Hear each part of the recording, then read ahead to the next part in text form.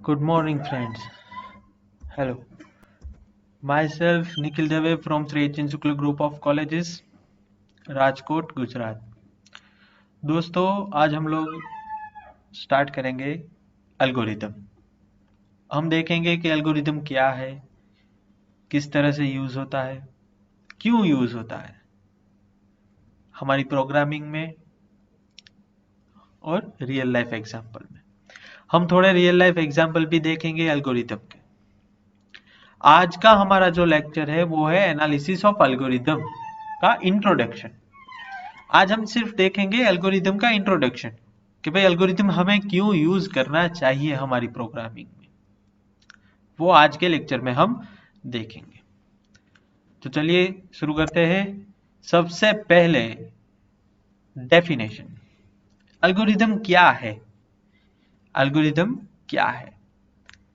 सिर्फ हमें एक ही सेंटेंस में एल्गोरिदम को डिस्क्राइब करना है तो हम कर सकते हैं, algorithm is a finite set of instruction. Finite का मतलब क्या है? जो खत्म होगा, खत्म होने वाला,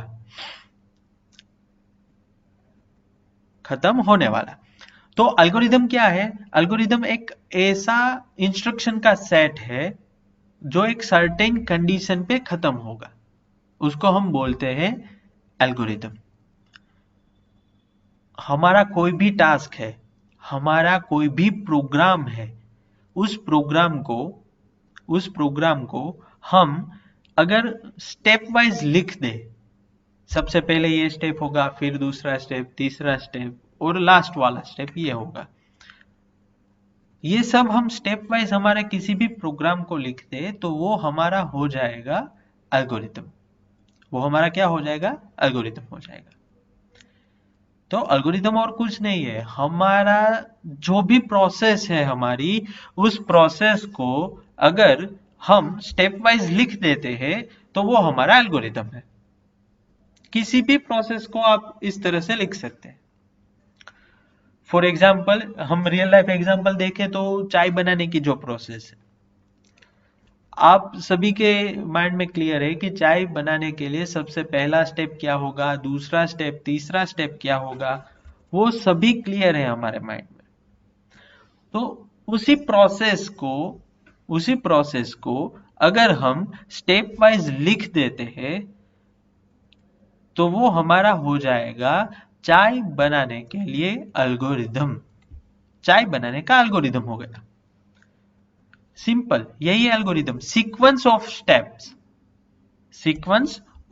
स्टेप्स जो जो एक सर्टेन कंडीशन पे खत्म होगा।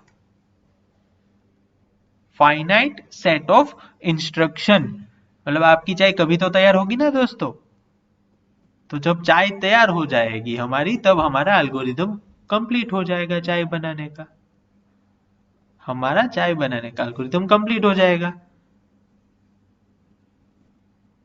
तो इसको हम एल्गोरिथम बोलते हैं। हमारा कोई भी प्रोग्राम हो, प्रोग्राम में हमारी कोई भी प्रोसेस हो, उस प्रोसेस का हम एल्गोरिथम बना सकते हैं। उस प्रोसेस का हम एल्गोरिथम बना सकते हैं। तो एल्गोरिथम बनाने के लिए कौन कौन से स्टेप्स की रिक्वायरमेंट है वो हम देखते हैं।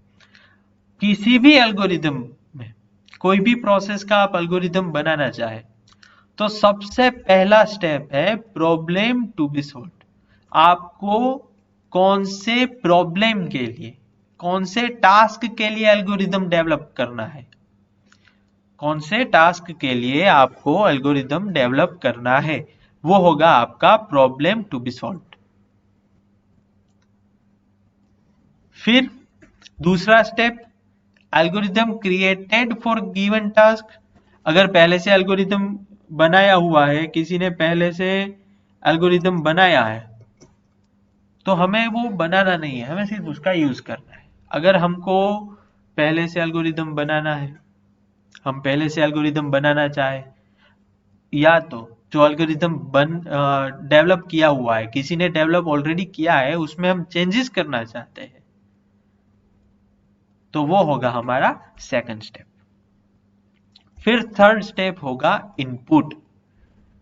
फिर थर्ड स्टेप आएगा हमारा इनपुट। हमें कोई इनपुट तो देना पड़ेगा ना हमारे एल्गोरिदम में। फॉर एग्जाम्पल प्रोग्रामिंग का अगर एग्जाम्पल ले तो हमें एक प्रोग्राम बनाना है एडिशन ऑफ टू नंबर, दो नंबर का एडिशन करवाना है, हमें दो नंबर का एडिशन करवाना है। वो हुआ हमारा प्रॉब्लम टू बी सॉल्व। वो हमारा प्रॉब्लम हुआ कि भाई हमें ये टास्क परफॉर्म करना है, दो नंबर है, वो दो नंबर का एडिशन करवाना है हमें। तो सबसे पहला तो हमें क्या करना पड़ेगा, इनपुट लेना पड़ेगा यूजर के पास से कि भाई पहले आप दो नंबर इनपुट कीजिए। अगर यूजर नंबर ही इनपुट नहीं करेंगे तो हम एडिशन कैसे करवाएंगे, हम एडिशन नहीं करवा सकते। तो तीसरा स्टेप है इनपुट। यूजर के पास से इनपुट लेना है, जिसके ऊपर आप अपना चौथा स्टेप परफॉर्म करवाएंगे, वो होगा कंप्यूटर मतलब प्रोसेस। जो यूजर इनपुट डालेगा उस इनपुट के हिसाब से आप उसमें प्रोसेस करिएगा। वो चौथा स्टेप हुआ हमारा। दो नंबर का एडिशन करवाना है तो प्रोसेस हमारी हुई एडिशन की। हमारा स्टेटमेंट बनेगा C is equal to A plus B. C is equal to A plus B, वो हमारा स्टेटमेंट होगा। ठीक है, और प्रोसेस हो गई, उसके बाद हमें मिलेगा हमारा आउटपुट। उसके बाद हमें मिलेगा हमारा आउटपुट जो एडिशन होगा। फॉर एग्जांपल हमने दिया है 10 प्लस 10, हमें मिलेगा 20। तो 20 हुआ, वो हमारा आउटपुट हुआ, हमारा पांचवा स्टेप हुआ, फिफ्थ स्टेप आउटपुट। लेकिन आउटपुट में भी दो स्टेप है। सबसे पहला स्टेप है करेक्ट आउटपुट, या तो आपको करेक्ट रिजल्ट मिलेगा 10 प्लस 10 इज इक्वल टू 20, या तो आपको 20 मिलेगा। और दूसरा है एरर इफ एनी, अगर कोई एरर है आपके प्रोग्राम में, जो प्रोसेस हुआ उस प्रोसेस में अगर कोई एरर जनरेट हुई है तो वो आपको एरर देगा। तो आउटपुट में दो स्टेप है, या तो हम करेक्ट रिजल्ट मिलेगा हमें, या तो हमें कोई एरर मिलेगी। एरर मिली इसका मतलब हमारे एल्गोरिथम में कोई प्रॉब्लम है जो हमें सॉल्व करने जाना है, हमें वो एल्गोरिथम हमारा ठीक करना है जिससे हमें करेक्ट रिजल्ट मिले, जिससे हमें करेक्ट रिजल्ट मिले। तो ये 5 स्टेप का आप अपना पूरा एल्गोरिथम डेवलप कर सकते हैं, बना सकते हैं। अब एल्गोरिथम लिखने के लिए हमें एल्गोरिथम रिप्रेजेंट करना है, तो एल्गोरिथम हमारा कोई भी दो तरीके से हम रिप्रेजेंट कर सकते हैं। सबसे पहला है इंग्लिश स्टेटमेंट, इंग्लिश स्टेटमेंट, और दूसरा है स्यूडोकोड। इंग्लिश स्टेटमेंट और दूसरा है स्यूडोकोड।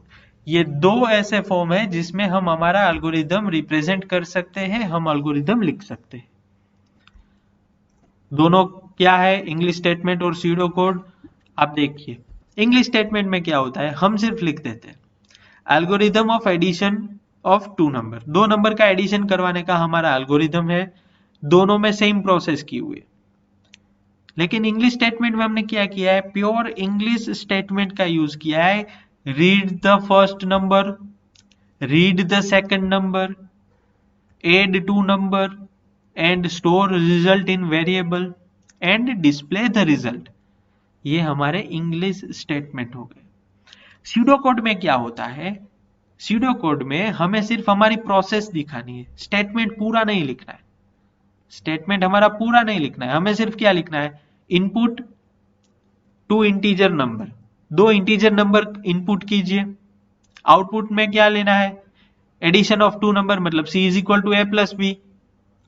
आउटपुट में क्या लेना है, एडिशन ऑफ टू नंबर, मतलब C is equal to A plus B, और फिर जो आउटपुट आया है उसको प्रिंट करवा दीजिए। वो हमारा हुआ स्यूडो कोड।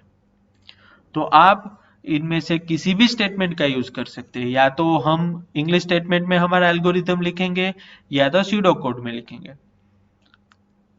कभी कभी दोनों मिक्स भी कर सकते हैं। कभी कभी हम इंग्लिश स्टेटमेंट और स्यूडो कोड दोनों मिक्स करके भी हमारा एल्गोरिदम बना सकते हैं।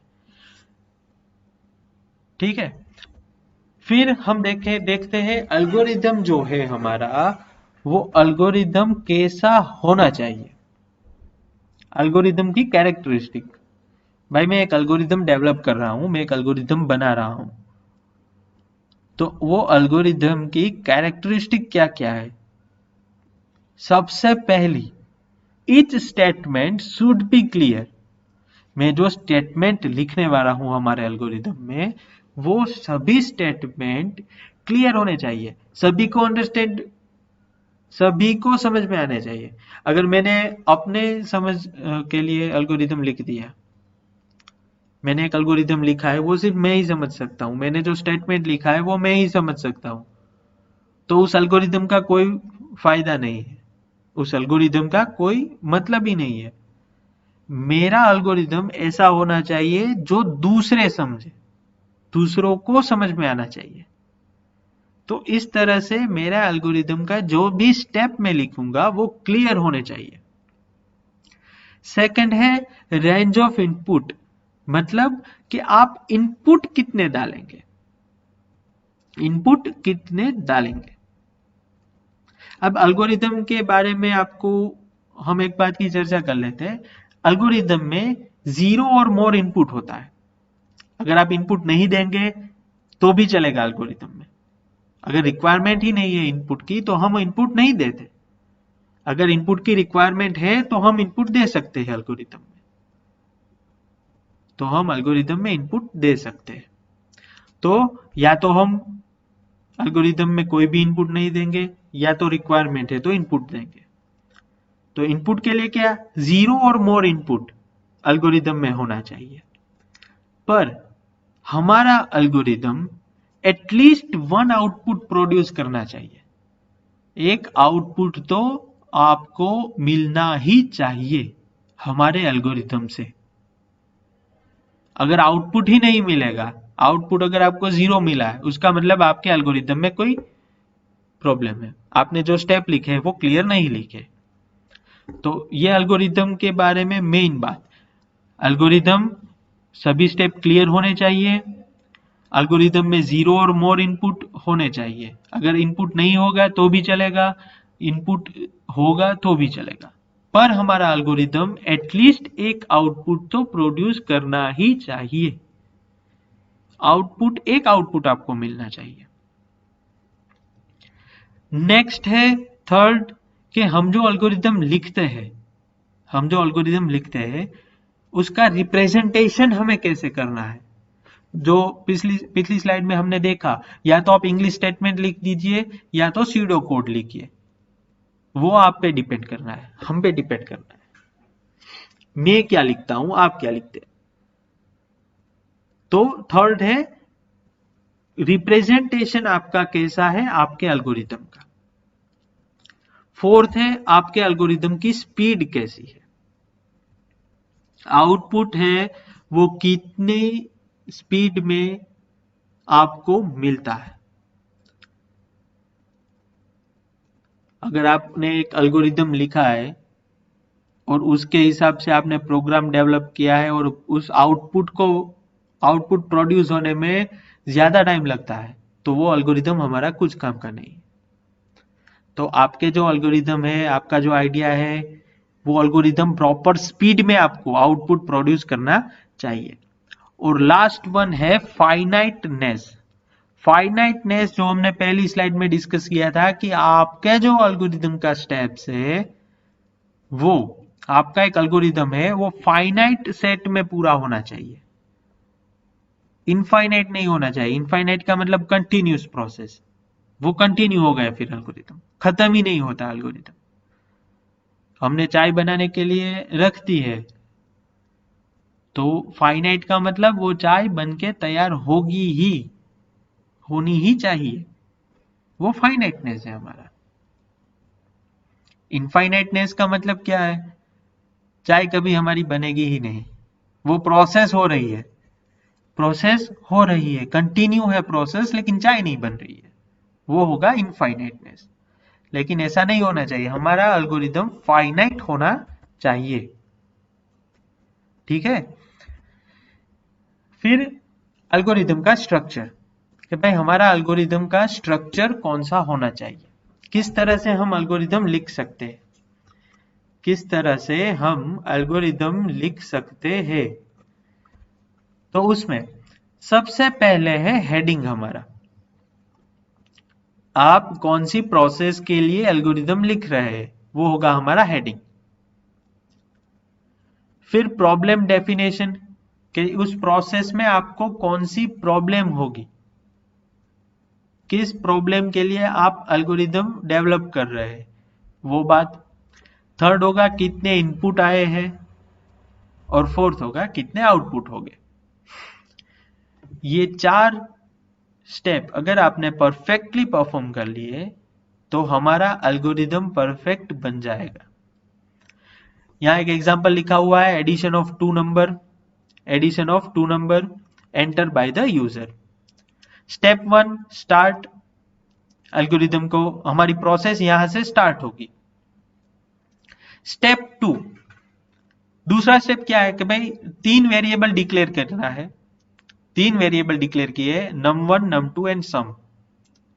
फिर यूजर के पास से इनपुट लेना है, फिर उसके ऊपर प्रोसेस करना है। Sum is equal to num1 plus num2, ये हमारी प्रोसेस हुई।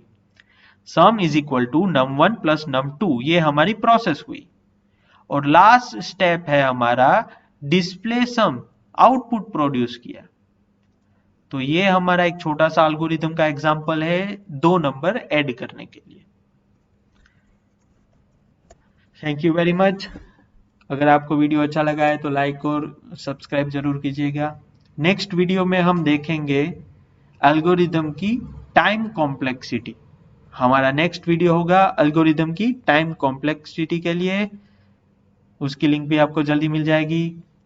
चैनल से जुड़े रहिएगा। धन्यवाद।